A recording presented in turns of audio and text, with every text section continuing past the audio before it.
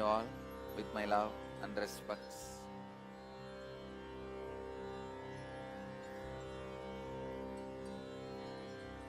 Today, Kal Bhairava will do the Akashic readings on the subject death.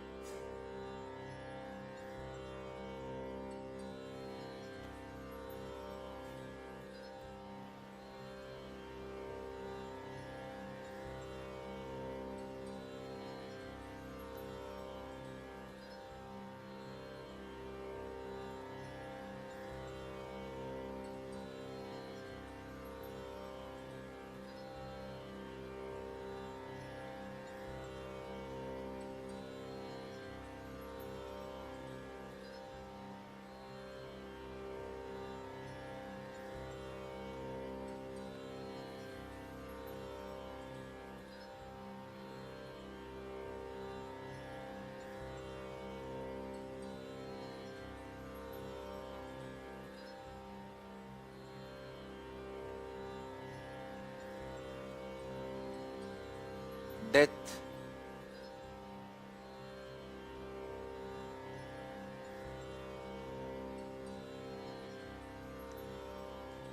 is liberation and celebration. It is a natural conscious digestion process,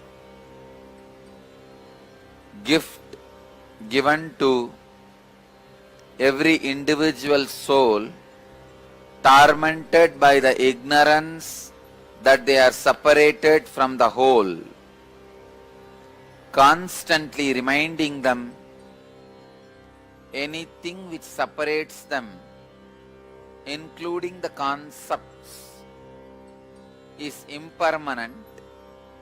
Anything which makes them feel as departed part of the whole is impermanent. To make every individual soul understand that the concept of your individuality is imagination and impermanent, death is given as a natural boon to the whole universe.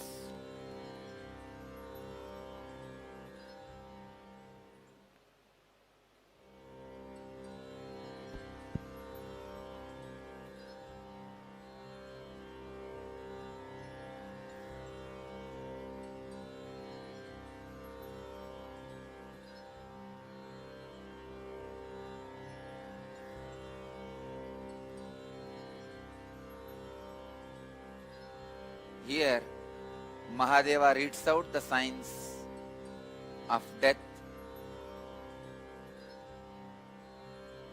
for the seekers and for the people who want to cross the death. Death is of 7 types experienced by human beings. First, the man who feels he is nothing more than a body.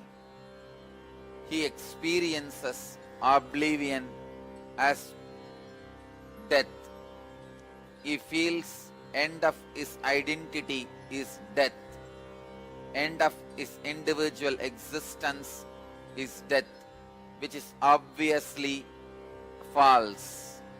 Illusion, delusion, which brings tremendous suffering, and the suffering constantly tortures him and does not let him live even while he is having the body. Next, the person who is completely centered on desires. He has a greed and cannot understand the possibility for a breakthrough. So he continuously extends his greed even after he leaves the body. All the concepts exist in all half-baked philosophies and religious concepts. The concepts of heaven, an extended life where the desires are fulfilled, where the continuum of the desires exist, is extended delusion of desire-based individual identity setup.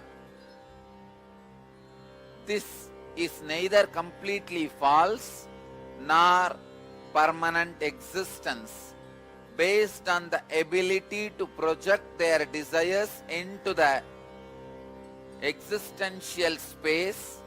They create their own heaven. As long as they are disillusioned, they continue to project their heaven and live. When they are disillusioned by their own projection, then they get back to their original source and decide the next course of their action based on the imaginations and delusions they retained after the disillusionment. Every disillusionment boils down the extended imaginations to the root delusion. If the root delusions themselves are boiled, burnt away, the imagination completely goes away. You are liberated from the imagination. If the root delusions are not burnt or boiled, you project your root delusions into a different levels of imagination. Usually, the desire imagination expansion, when it is disillusioned, boils down to the root imagination. It projects again itself in the next root of guilt. The expansion, the imaginary projection of the guilt is only considered as the lower levels of hell. Again, neither the hell is completely truth, nor the heaven is a completely truth. And same way, neither of them is complete false, nor of them is complete reality. Please understand this great truth Mahadeva repeats for every one of you to grasp insight. The reality you are facing now, what do you call as Bhuloga? The very less intense projection of your delusion is Bhuloga, and little higher projection of your extended greed is Swargaloga, the heaven, and guilt is little higher projection of your deluded, disturbed mental setup, patterns of root greed in different direction. The guilt is lower level hells, where you repent for your sins. Sin is nothing but retaining the root patterns of desire even after you are disillusioned by the projections of those same roots. When the fruits and the crops disillusion you, still you hang on, expecting the different root or crops to come out of the same seed, is guilt. Guilt projects into the next level of hell, which is again neither truth nor false. It is again your ability and the intensity to project decides the quality and quantity of the time you need to spend in the hell. Once you are disillusioned, even your sufferings are not real. You enter into the root pattern which goes to the deeper root than the ordinary experience of hell. The deeper root is pain. The ultimate hells you experience In this space, again, your death decides the quality and the quantity of the sufferings you are continuously going to experience. Understand? Every levels of death teaches you the great lessons if you are ready to hear. Every life, every year, practically every day, every one of you go through all the 7 deaths. The 4th death, death from the pain. Even the pain is also a projected delusion from the root pattern. It does not exist and it cannot coexist with the existence of the cosmic soul, as the cosmic soul's presence is felt every day by your individual soul in the deep sleep and the restful awareness. The pain pattern also faces the death. When the pain patterns faces the death, the experience the individual soul goes through is depression. Depression is not even the existence of pain. When you don't even project your pain, when you are not even capable of projecting your pain on the reality, the comparative reality, the constant torture you do to yourself with the seed is depression. Seed which cannot grow but continues to exist as a living seed is depression. The death from the depression is the 6th death, called dark night of the soul. Every soul goes through this dark night during the sleep in the form of a unrememberable nightmare every day. Morning, when you come out of the nightmare and can't remember the scenes but only can experience the feeling of the nightmare, it is dark night of the soul. Dark night of the soul is the near-death experience for so many individuals. All the individuals who record the near-death experience as being pushed out with a tremendous pain is near-death experience, which is nothing but the dark night of the soul in the long term. When the dark night of the soul happens every night, it is called nightmare. When the nightmare happens once in a life, it is called near-death experience. Understand the great truths of the death. Even by listening to these great truths again and again and again, you are liberated from these great truths.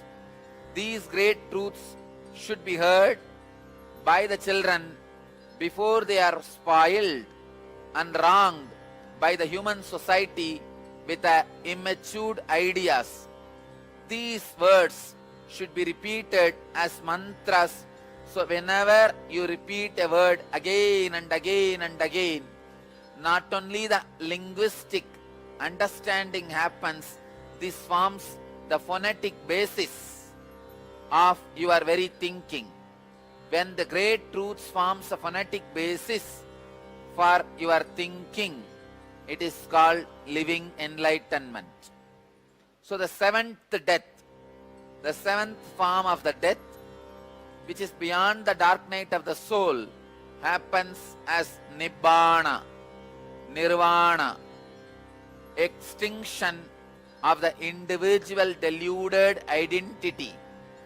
The extinction of the individual deluded identity is the ultimate death, which is liberation and celebration.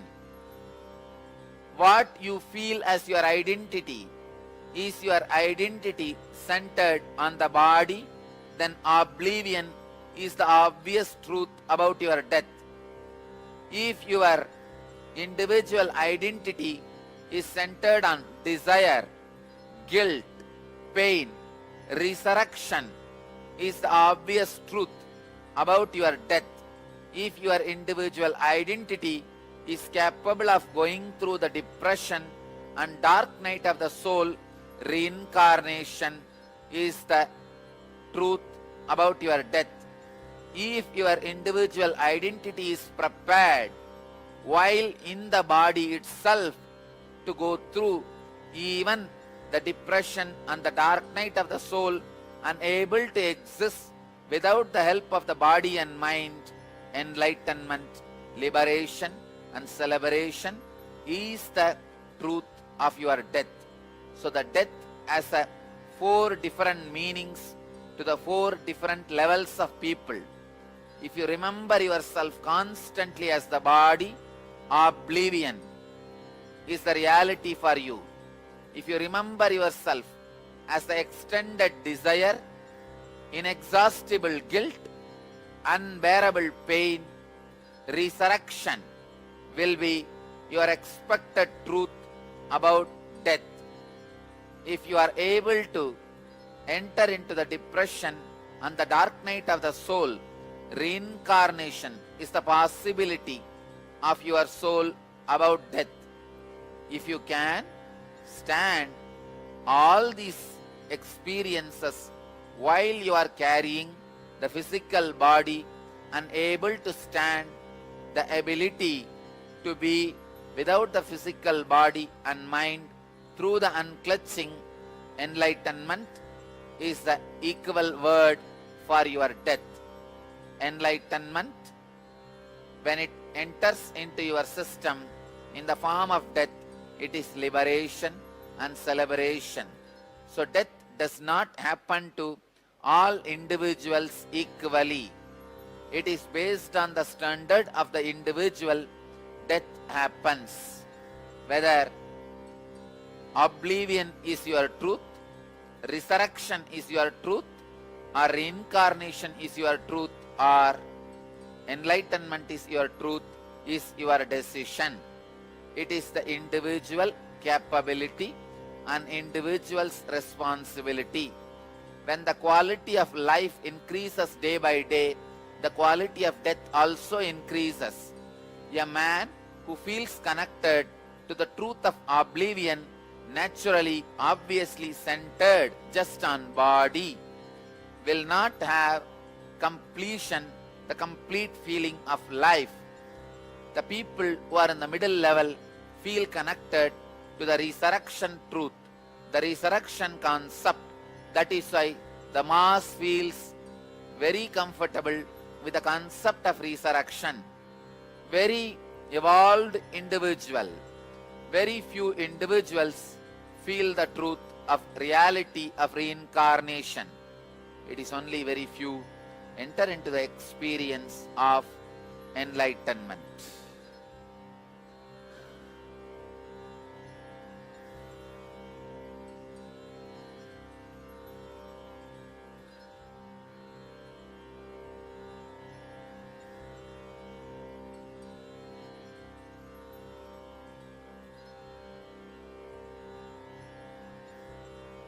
There are 27 more files on death to be revealed and read out by Kalabhairava.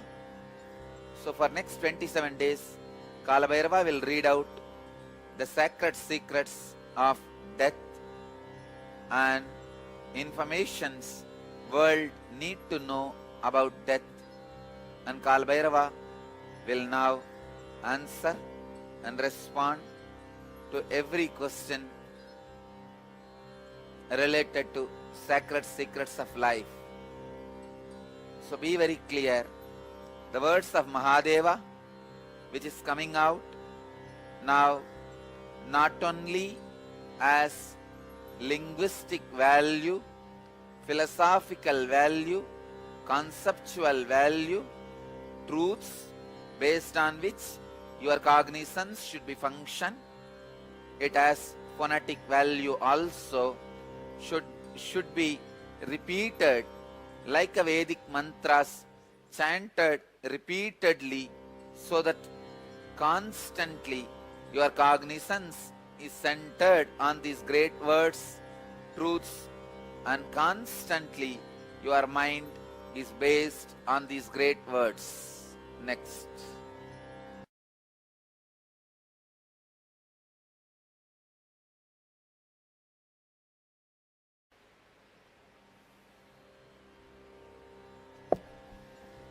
The first question is from Jayalakshmi Bernard from Washington DC. Nityanandam, another birth question for Akashic reading. It seems like with the Samyamas, we are here to transcend the body. Don't eat or drink, don't sleep, don't think about sex, don't be bothered about heat, cold, pleasant or unpleasant, etc. Why take a body if we are here to transcend it? Thank you. Transcending is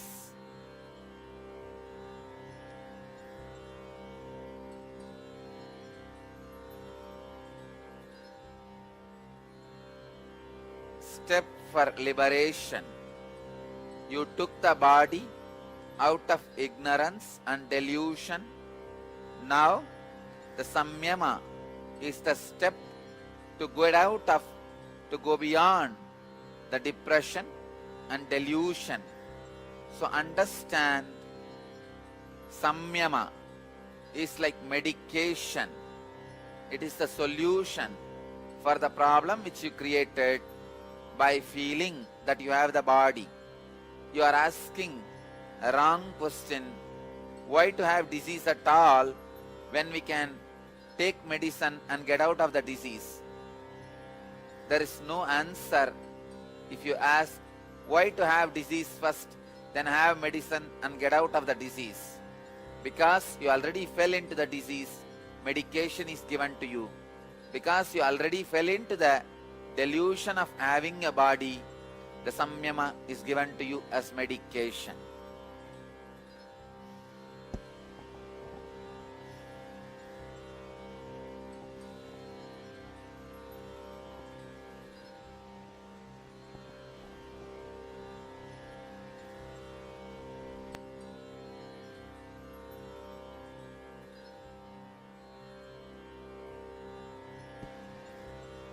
The next question is from Diana Bello from Las Vegas, USA.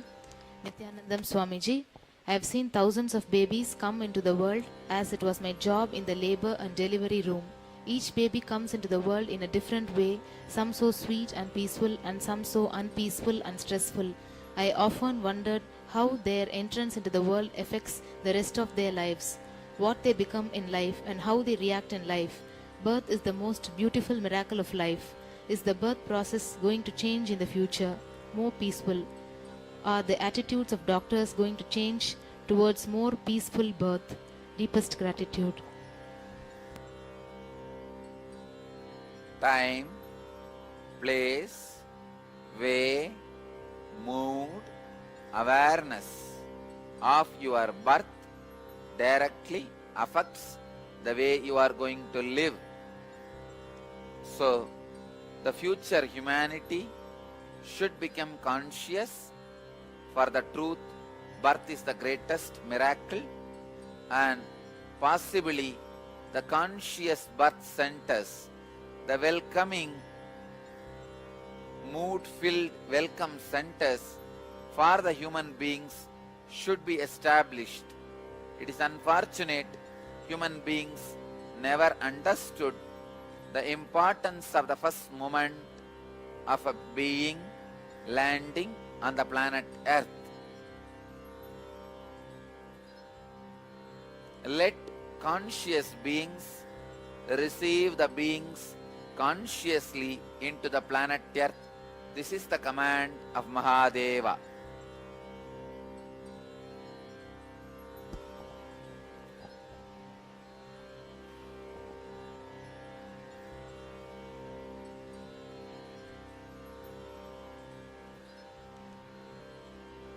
Mahadeva blesses all the people who are having Nayana Diksha now to be healed from all the wounds and sufferings you carry from the moment of the birth.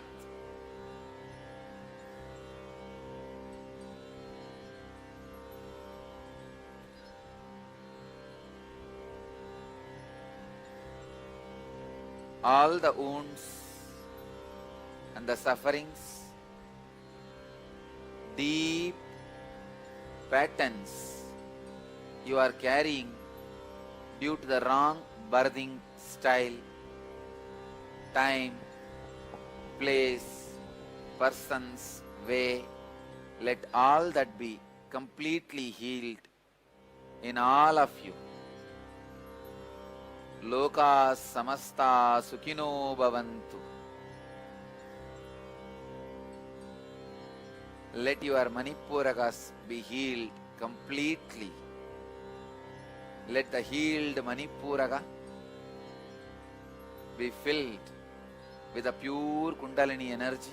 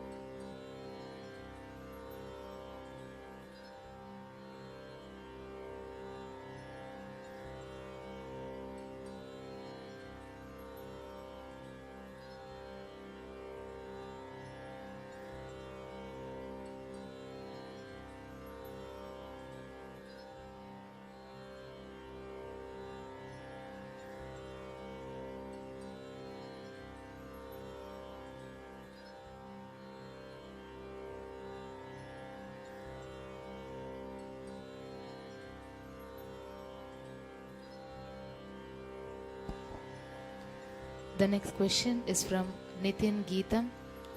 Hari Om Swamiji, how to live a deathless life in this birth? Is it possible? Where is the soul residing in our body? What will be our next birth? Soul does not reside in your body, it only reflects on your body. The place you choose for your soul to reflect decides the level of awareness in which you are going to be living. If you choose Mooladhara as the place for your soul to reflect, you will be centered only on body and the lust and reproduction. You will not find anything else as bigger experience. Human beings choose usually Mooladhara and Swadhisthana as regular place of reflection. Very few peace lovers make Manipuraka as the reflection spot. When you choose Anahata as a reflection spot, you become a devotee. When you feel and decide Vishuddhi as a reflection spot of the cosmic soul into your individual body, you become Shakta, an high achiever with a Shakti. When you choose your Agnya as the reflective place, the place of reflection for your soul, you live with extraordinary powers as a Siddha Purusha, the embodiment of Shiva. When you reflect your cosmic soul into your individual body on Sahasrara, you live as incarnation, embodiment of the cosmic soul, Mahadeva himself. Mahadeva resides and expresses unique, pure, spiritual dimension in your body. So the body is not possessing the soul, soul only reflects on the body. When it decides not to reflect anymore. The body is considered as dead. When Sahasrara becomes the place of reflection, suddenly a new center develops in your system which is responsible for the Sahasrara to relate, cooperate, coordinate with the lower level of existence also. That new center is Anandagandha. So, when you experience the reflection on Anandagandha, you directly receive the incarnation's energy, radiate the incarnation's energy, you became part of the incarnation. As you asked in the question, is the life without death is possible? Is the deathless life is possible? Mahadeva very clearly tells you all it is possible. He gives you the signs, which is most sacred secret, 7 instructions. Do not eat anything other than these 3 items: goat milk, groundnut, arita ghee, and continuously be doing ajapa japa. Let your breathing be completely guided by the ajapa japa. You can choose any mantra initiated by your enlightened Guru. Ajapa japa, this 3 foot, and constantly unclutching. Every night getting into the death meditation, death process. Visualize, face all the death. Do not allow any samskara uncompleted. Death process is nothing but completion of all the samskaras. When you do death process every night, completion of all the samskaras happen. Understand every instruction when they are imbibed and practice deathless life is possible. The first instruction, do not eat anything else other than these 3: goat milk, groundnut, harita ghee. Second, do ajapa japa. Let your breathing be guided continuously by ajapa japa. Third, every night complete all the samskaras and patterns you built by entering into the death process. Fourth, continuously, whenever you remember, unclutch, unclutch, unclutch. Reduce the time of unawareness and restlessness. Practice the presence of restful awareness. Next, remember these great truths about life and let all the cognizance about life be taken based on this one understanding about life and death.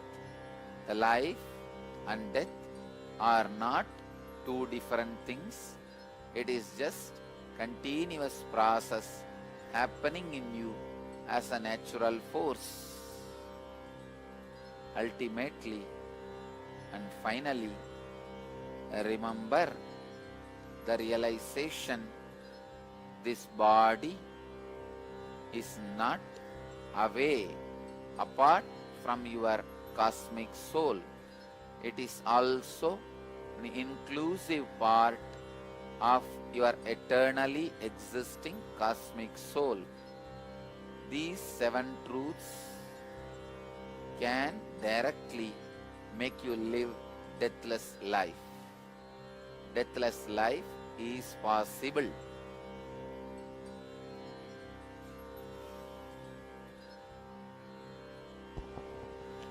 The next question is from Tyagarajan. Nityanandam, what should one do to be born in a spiritually conducive atmosphere?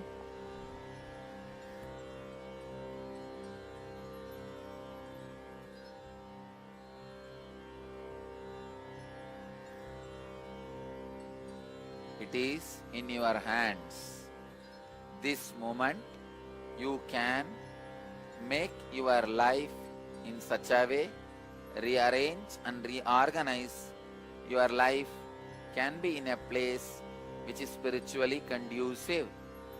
When you can do, why are you expecting some remote roundabout methods to do it? After some time, the question you are asking is nothing but the outcome of postponing lazy mentality.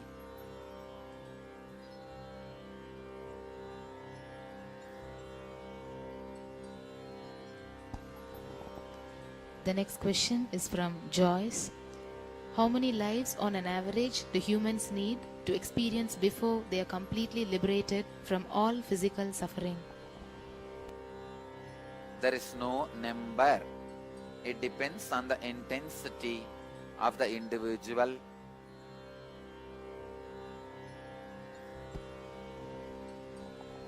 The next question is from Ma Manorama from Vancouver. Nityanandam Swamiji, beloved master, how does the whole in vitro fertilization affect the resulting being after birth? Since the conception will happen in a petri dish, will this affect the future person's connection to the infinite or the cosmos? Thank you. No, this does not affect any way the possibility of the individual's infinite connection. This process was being followed for ages in the Vedic civilization. The Kauravas have been given birth only through this process. So, this process no way affects the individual's possibility to achieve enlightenment.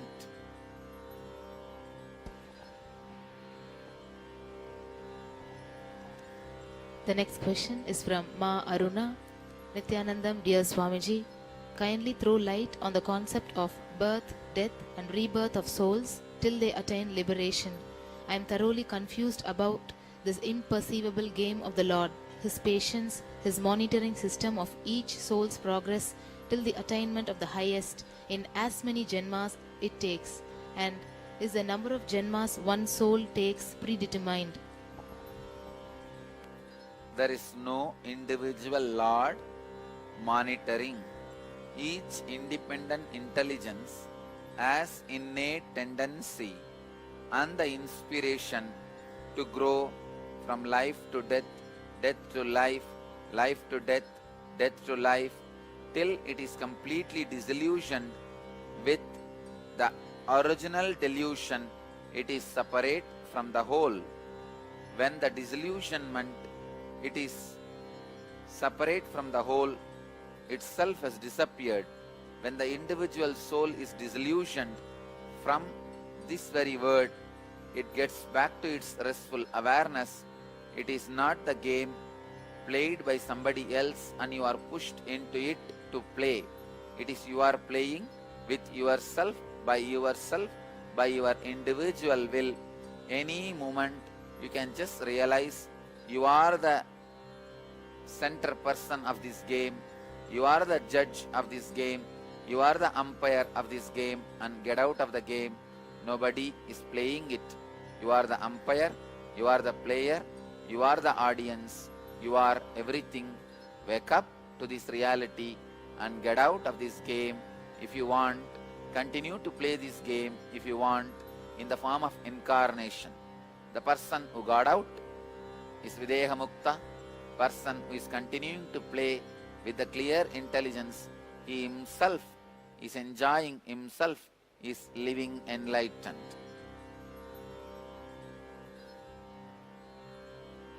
Person who enters into others' game also and makes others realize they are playing the game and they are the embodiment of everything.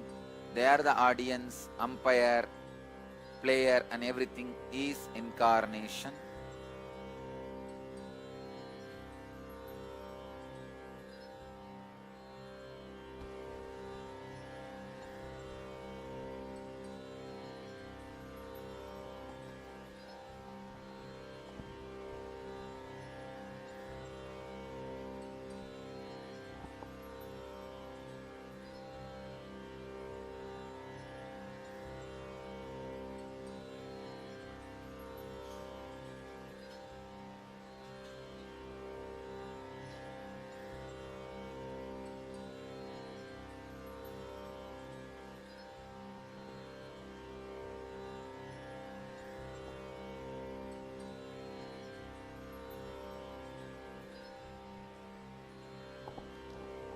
The next question is from Rukmani from Chennai.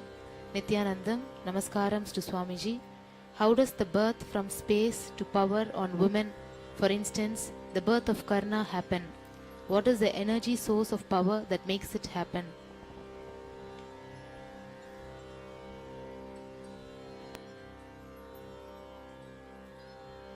Space is not empty as you think. The space is more strong, thicker existence than your body. Water is thicker existence than the earth. Fire is thicker existence than water. Air is thicker existence than fire. Space is thickest existence than water, fire, earth and air. Thought is more thicker existence than the space itself. Because they are thicker than the other, they are able to consume one another. Because fire is thicker than the water and earth, it can consume both. Because air is thicker than the fire, it can consume that. Because space is thicker than all other four, it can consume all the four. Thought is more subtle and thicker, powerful than all the five. So thought can consume everything. If you can sit and center your thought and concentrate, you will see directly all the five elements can melt and play as you want. So space is not emptiness as you visualize through your bare naked eyes. It can be a channel. That is why the beings like Karna assumed the body using that channel.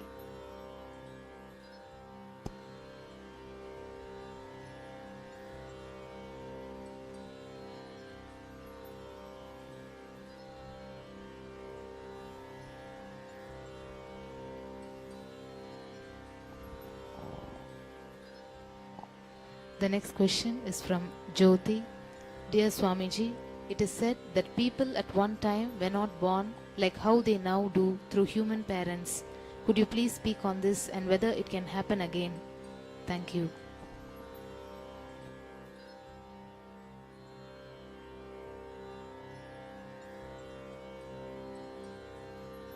Taking birth for human parents is only one form of birth. The possibility exists in multiple levels. You can take birth on a stone. The baby can be processed in an animal womb, in the tree, in the stone, on anything. As on now, human beings widely use only few methods. Taking birth out of human womb and some other modern methods, but millions of methods existed to take birth.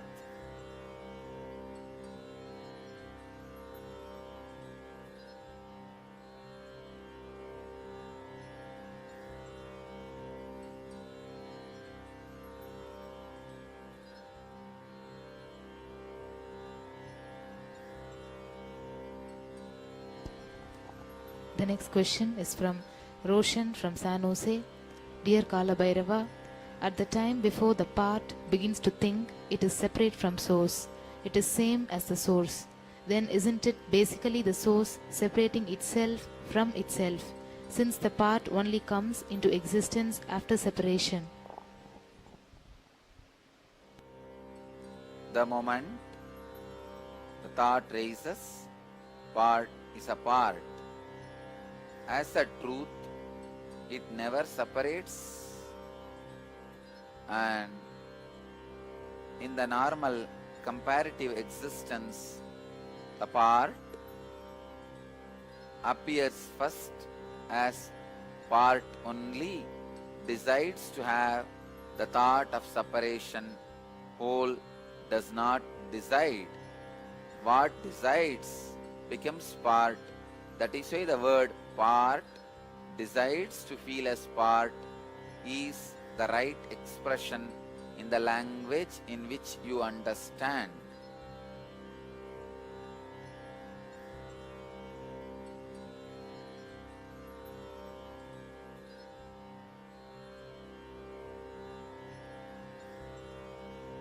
When Kalabhairava, Mahadeva, reads out the truths, he reads out in the language you understand. There are many existential reality based truths can never be read out in the language you understand. So, when he reads out in the language you understand, that is the best form of expressing possible.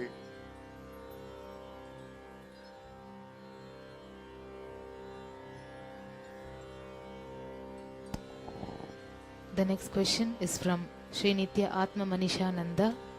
Dear Kalabhairava, only source exists.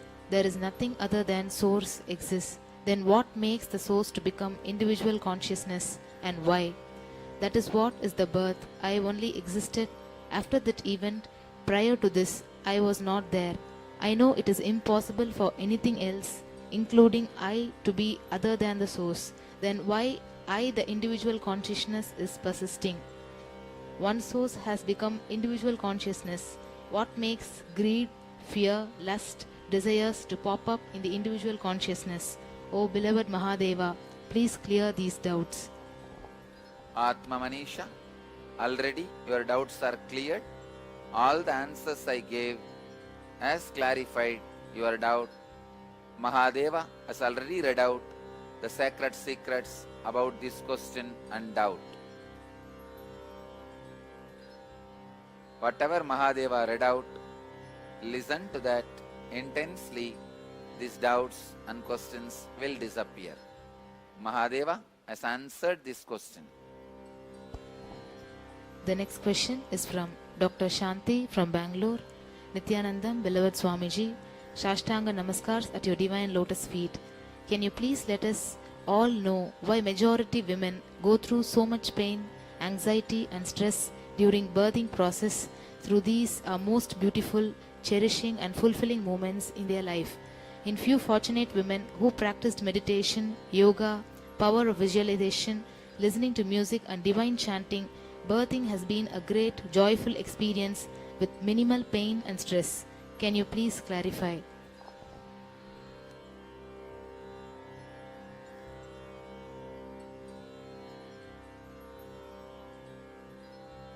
Human beings have the tendency to go through the pain and suffering even during the expansion. That is why even when the wealth comes to human beings which they were seeking with their whole life, the responsibility brings suffering and pain to them to maintain the wealth. Same way, when expansion of life happens in the form of birthing, giving birth to a child, the responsibility body is not able to take. That is why it goes through pain, suffering and torture. Otherwise, the birthing experience is a spiritual experience. The great possibility of expansion happens to an individual when it expands into another own life. The moment of birthing can be used for the enlightenment of both individuals who is giving birth and who is getting birth. So, every moment the child takes birth, the child has a possibility for enlightenment, mother has a possibility for enlightenment. If both of them take the responsibility, both can get enlightened. Even if the child is not capable of taking the responsibility, mother can take the responsibility and she can get enlightened. Birthing is great possibility of enlightenment, as it is extension and expansion process of individual body and consciousness. when the birthing happens, if the child is kept without the umbilical cord being cut for at least few minutes, then the mother can experience two souls. The moment child comes out, the individual soul enters. Mother has one individual soul, the child has another one individual soul. The umbilical cord connection exists between two souls.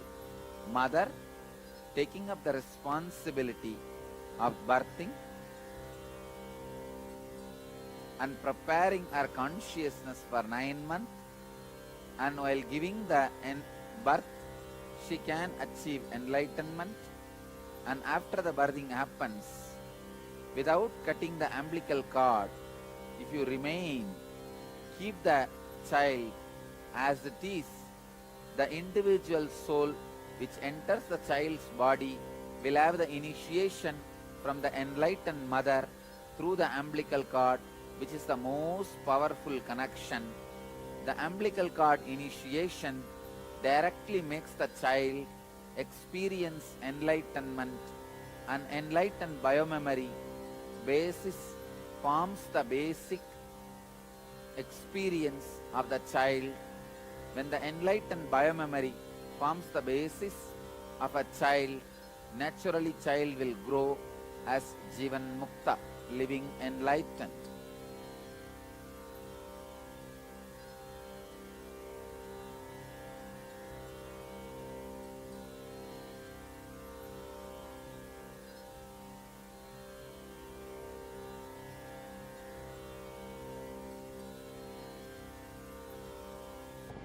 The next question is from Induja and Sindhuja from Chennai. Nityanandam Swamiji, can you please tell us about twins' birth? Why two souls are born together? Is there any specific reason for it?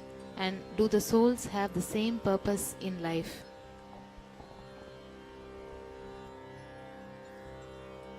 There is no such thing as two souls born together. Only two bodies are created together, and the possibility for the two souls enter is created. Otherwise, the twins, even if they are born physically connected, has no spiritual connection. Even if the connection felt by few twins is psychological.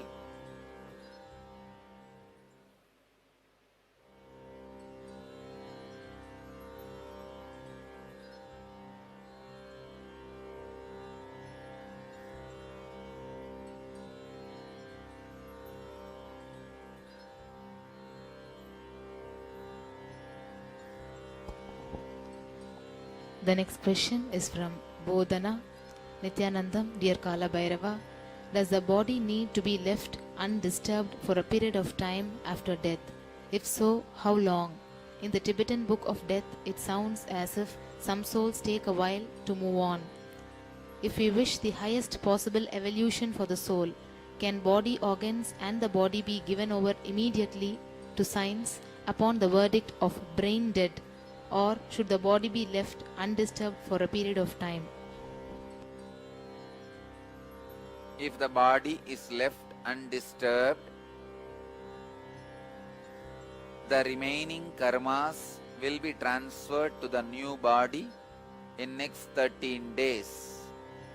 But if you give the organs, part of the body, to any research or science for any purpose, that does not interfere the karma shifting process. Even if those organs are living in other body or being separated from your body and used for some other purpose, the karma baggage shifting process does not get disturbed. So, the organ donation do not interfere any way your death process. The moment brain dead is declared, the parts of the body can be donated. It does not interfere in the karma baggage transferring process.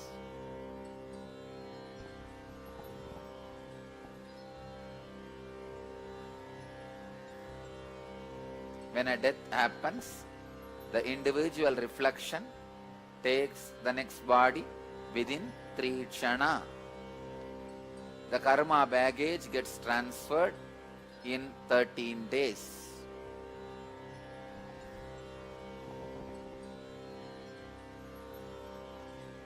She is also asking if we have taken NSP, do the practices from the Tibetan Book of Death need to be invoked? How do we know if someone is enlightened upon death and therefore should be buried and not cremated as Stop.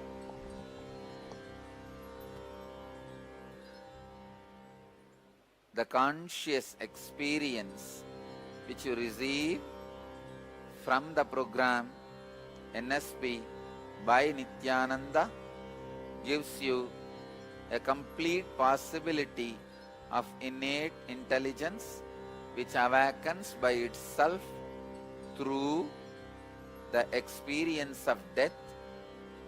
So what you understand by the Tibetan Book of Dead need not be invoked, as this process in a complete comprehensive conscious way is already inserted, programmed in your system by the conscious experience in the NSP. Next question.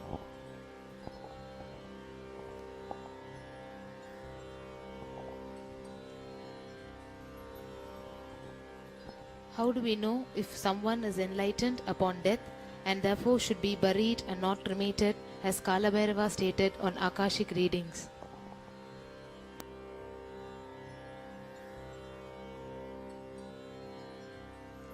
Both eyeballs will naturally move towards the third eye. If the both eyeballs have moved towards the third eye and they are centered towards the third eye, is enlightened being, and face does not carry any visible stress, again is an enlightened being. And the throat will not become stiff. If you put your finger on the throat, you can feel still it is alive, he is living. An enlightened being's throat does not become stiff, frozen, cold, or like wood even after he leaves the body. So these few symptoms will make you understand this person, whether he became enlightened before leaving the body. This can be used as a scale to decide whether the body should be buried or cremated.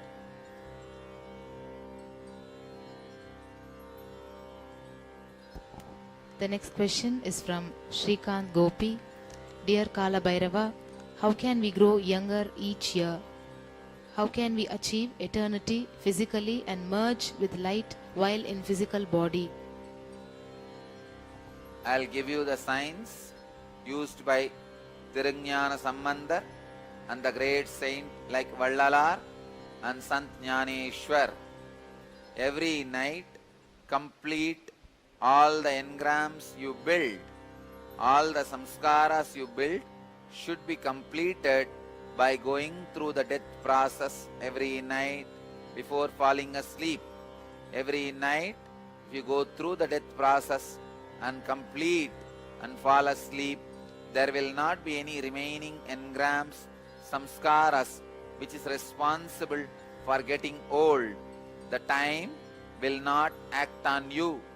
The bridge through which time acts on you, time enters into your consciousness, is samskaras.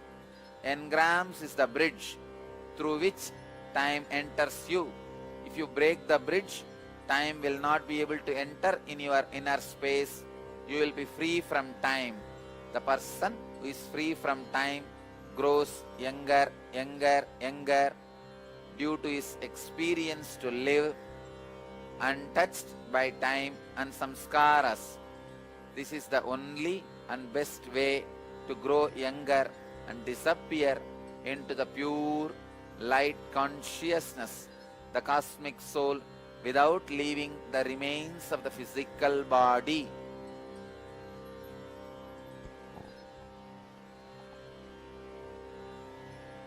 He is also asking, Is it possible to achieve this siddhi through the 2012 transition?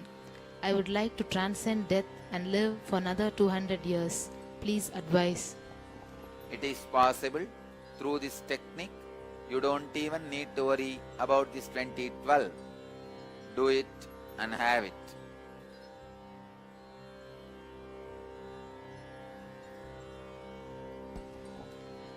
The next question is from Anne Mary Kasu. Swamiji said at satsang that after 65, body and mind were useless. Then what is the use of living longer? Why doesn't life end there? The bodies and minds unused, unprepared, will not be useful after 65. If you prepare it from the young age, use properly, it will continue to be useful. You never reach the state of 65.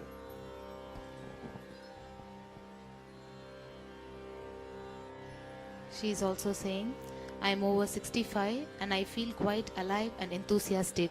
It is very hard for me to accept as my greatest fear is being unwanted. Is seva useless after 65, no matter how many hours and how much pleasure and enthusiasm is fed into it? Is our life purpose over, whether accomplished or not? This is individual question. Bring it in evening Kala Bhairava Darshan.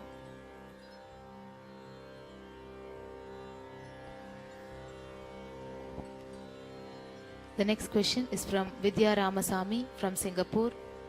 Nityanandam, dear Swamiji, what is the role of doctors in disease and death? Doctors are also groping in unconsciousness. So when the unconsciousness is playing with unconsciousness, nobody has a clear role in disease or death. In the process of making a decision on withdrawal of medical care for a child, is it right to say that the child makes conscious decision to get liberated and merge with the cosmic consciousness and therefore attracts that kind of supportive energy from parents and doctors? No. Never. The possible supports available should be withdrawn from any soul.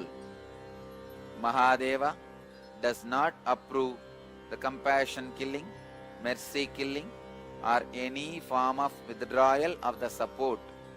Every individual body should be given all possible support till the end, even though you may perceive this as a suffering, pain or torture. No mercy killing is accepted in cosmic law. All the people who are involved in mercy killing will be treated as murderers by the cosmic law. And the individual soul which was killed by the mercy killing will be treated as a suicide or murder. If the individual gives the concern, he will be treated as a suicide. If he does not give the concern, it will be treated as murder in the cosmic law.